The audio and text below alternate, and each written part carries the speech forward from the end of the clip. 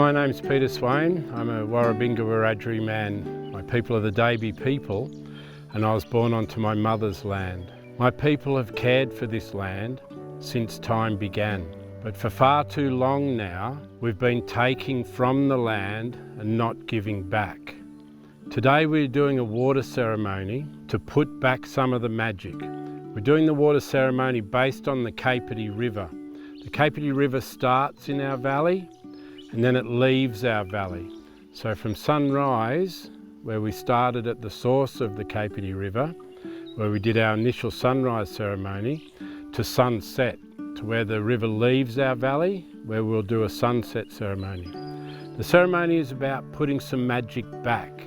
For far too long, we've been taking magic out, but not putting anything back. And we need to start thinking about future generations, the people to come. We're asking the people who've been before us to watch us and guide us and look after us with what we do, but we're doing this for future generations. This morning we met up at the source of the river on Tea Tree Creek.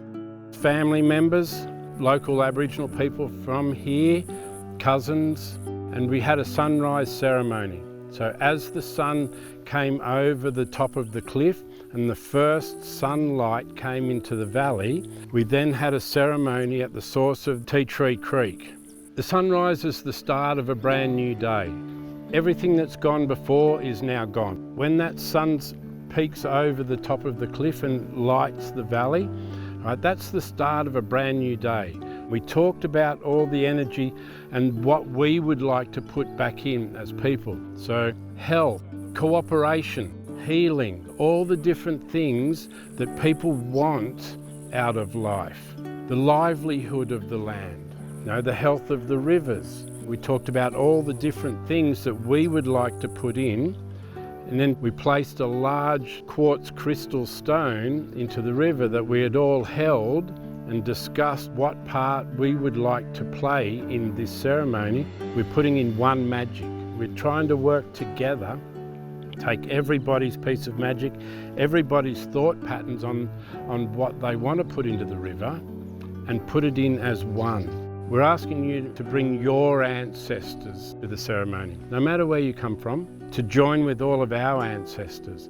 So each person put an individual rock in with the larger one, so that was just you and your thought patterns and what you want to tell the river and what you want to pass on downstream.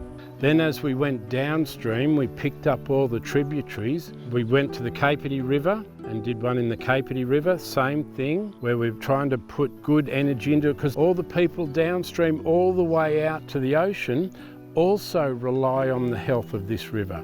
We're responsible for all the people downstream of us. So all those thought patterns, all that magic, if we can influence the people, and for us, using the quartz crystal is our means of communication. At each of the tributaries and each of the ceremonies, we also had a smoking ceremony in a couliman where we used predominantly our healing plants. Tea trees for healing scars and sores, so that's the scars of the past. The bottle brush is for opening up your mind and allowing you to think, to allow you to put your thought pattern into what we're doing and think clearly. Then we use the eucalyptus on top of that, which is our canopy, and our canopy is our elders. So our ancestors, our elders, they watch over us, guide us, look after us.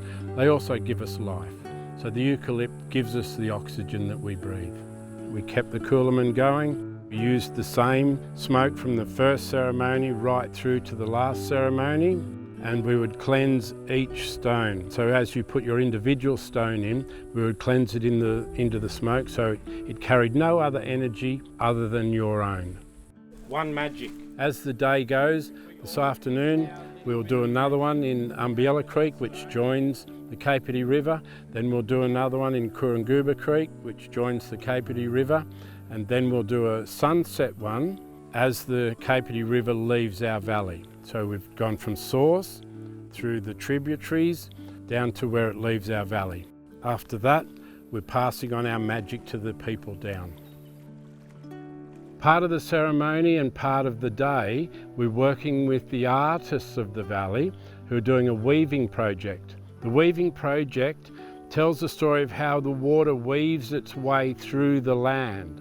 The rivers are the lifeblood of the land, weaving their way through, and how we could use that water to retain the land source, to allow it to grow. If we weave the land correctly, the water would flow correctly onto the land, as it always has. But for far too long, it's been leaving our valley. It comes in at the source and leaves. Dams aren't the answer. We've tried that and we've lost all our water source. If we can weave the water into the land as part of the farming methods, we can be far more productive.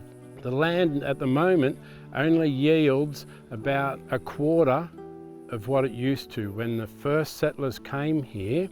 If we can change our thinking a little, it doesn't mean changing our practice a lot, it just means changing our thinking. It also means going back to our earliest forms of farming. We keep looking for new methods and new management systems, new age farming, when the earliest form of farming, which was sustainable for over 60,000 years, I believe, is still our best form of farming. What we're doing here is brand new. This hasn't been done for over 200 years. We're not borrowing from somebody else, and we're not trying to recreate something that was done before.